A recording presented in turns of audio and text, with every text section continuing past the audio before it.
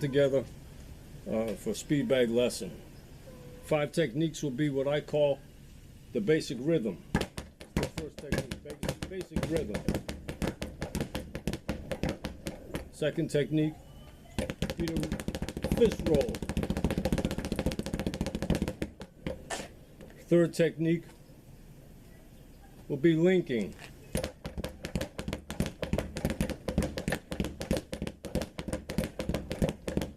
Linking.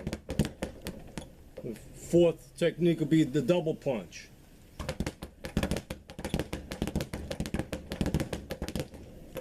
And the last technique would be pinning, also known as trapping.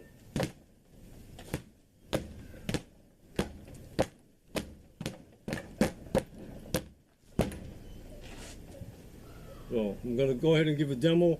At the same time, I'll be giving you the technique, the form that you'll need to accomplish this. It's a condensed version, but if you follow my instructions, you'll get it.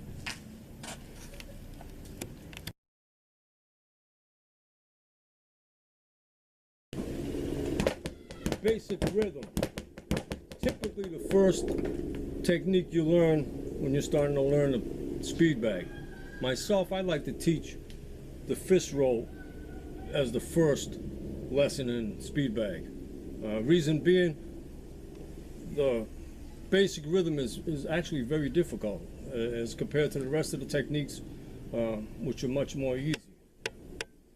I think that of all the techniques, I believe the fist roll is probably the easiest if you follow the instructions. Difficult as can be if you don't follow the instructions to the T. First instructions, elbows are up. This is the fundamentals. Later, as you become more adept at these techniques, you'll bring your elbows down in more of a fighting position. But for right now, fist roll, elbows up.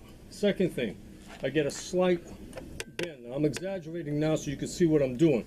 I don't want my arms out in front of me like this, hitting the bag and the fist roll. I don't want that, because the bag will run down my arm and get away from me.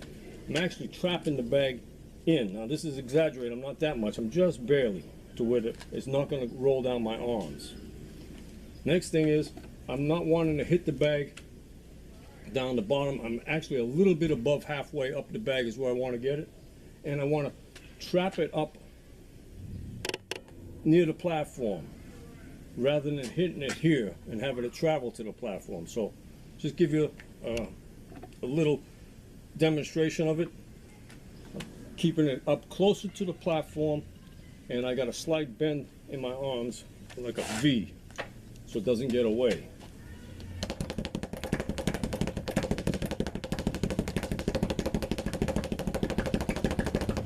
Now, one of the main instructions you want to follow is this. You want knuckles to travel over knuckles, not knuckles over my wrist. I've got knuckles going over the top of my knuckles. Okay? Another thing is this. Typically, as a person goes faster, he makes his rotations bigger. And he doesn't get back to the bag on time because the bag is traveling the same timing each time it does anything. It's traveling the same timing. If you travel at a different timing, in other words, I'm small and my fists are tight right now, it's knuckles over knuckles. If I try to go faster and get bigger, I'm not going to get back to that bag. The timing's going to be different. So the thing you want to do is you want to keep a tight fist roll. In fact, if you do mess up, it's because your hands are clacking. That shows that you're actually determined to keep your hands tight. Okay? Very tight. To where when you mess up, the good mess up is that your hands hit each other. Okay? One more time, a little demonstration. Got it trapped up to the platform. I got a slight bend in my arms. The bag can't hit me because my hands are in front of it. It can't get past my hands. So I don't have to worry about that.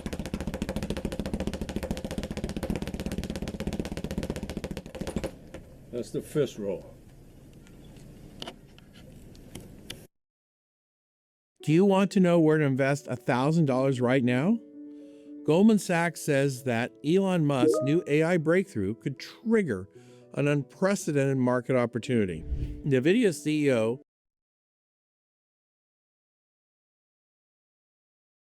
Second technique from the Jungle Camp Gym by the Punch Professor is what they call basic rhythm. I call it bicycle chain. Basic rhythm.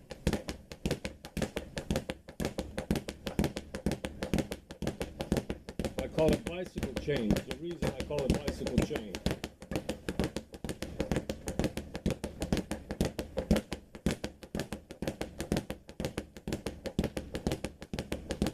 Try to keep my other hand up. As I'm hitting with my left, I got my right hand up.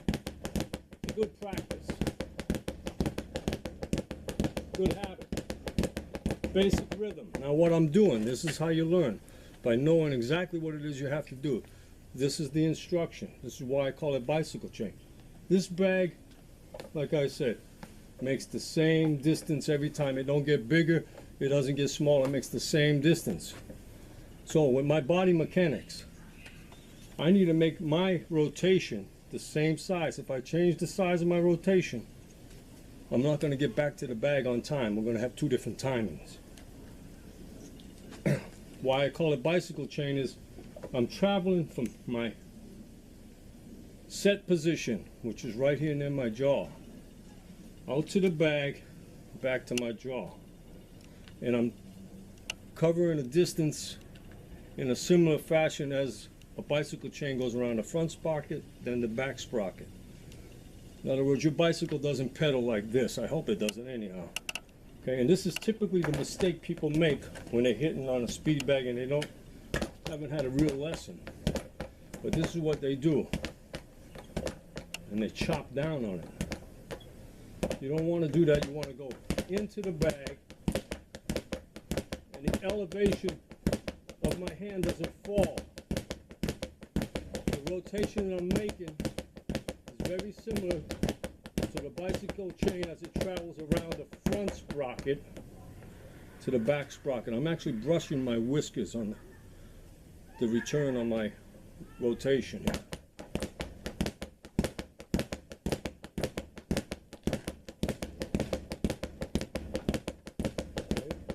Keeping the elbows up. That's the fundamentals. Like I said, as you get more proficient, you can bring them down in such a way that you're more in a boxing stance.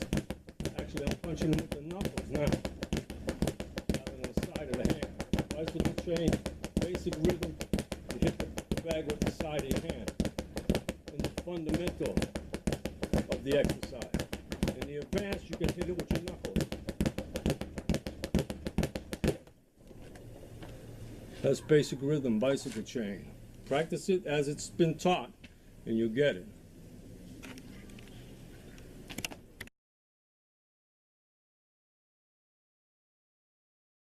Third technique, from here in Central Florida, 80 degrees in the early part of November.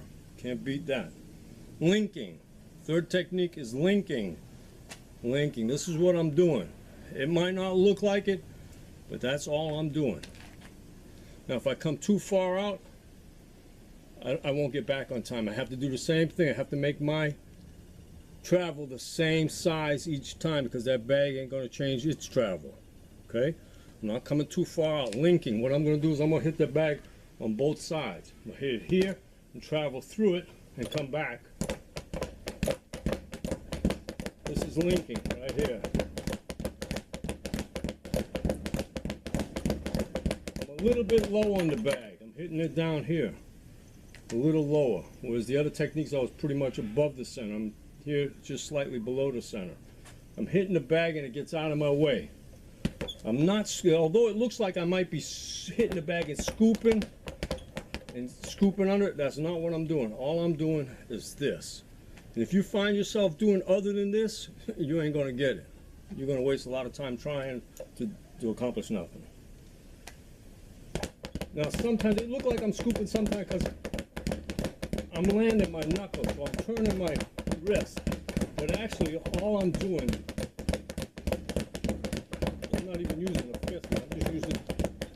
I'm just using my hand as a blade. I'm cutting right through it. If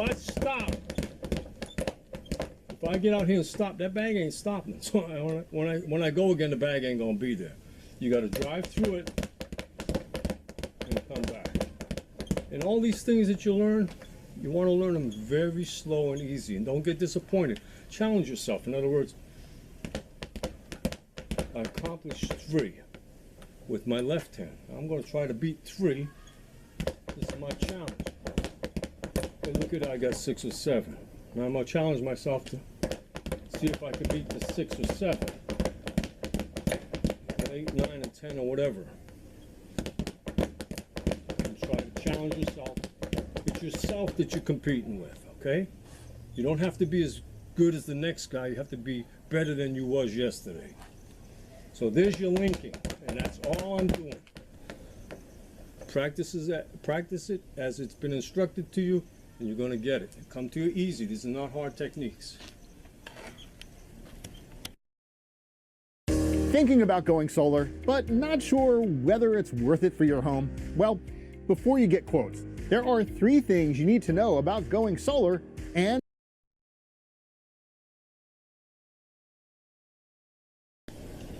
Fourth technique in this condensed cram course speed bag lesson is the double punch.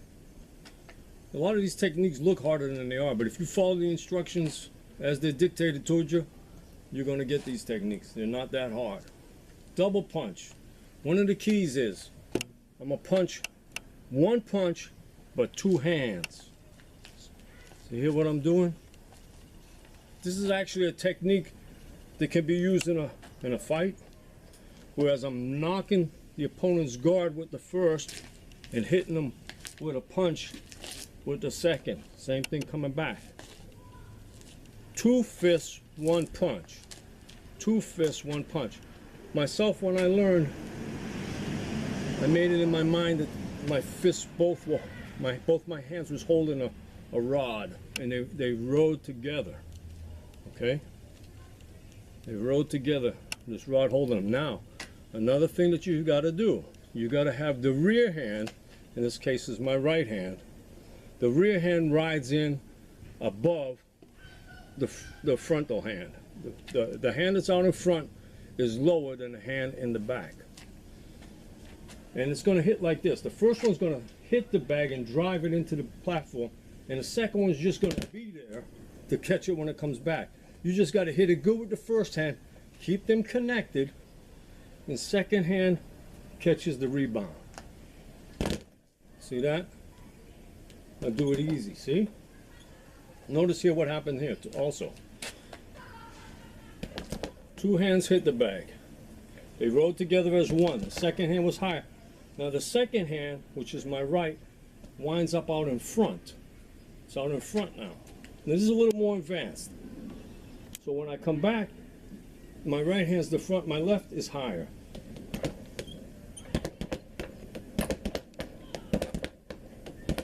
It sets itself up. Right hand's in front. Left hand's in front. Now you don't have to do, this is more advanced going back and forth as I'm doing now. But what I would do if I was you and trying to learn it, this is how I'd practice it. Here's the bag coming to me, it's bouncing, it's coming to me, and I catch it with a double punch. Okay?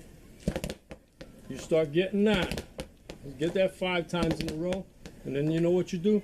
Switch over to the other side and try to get it 6 times in a row. You don't want to throw, it's not 1-2. It's not 1-2. They're riding together. Second hand higher than the first. Follow the instructions.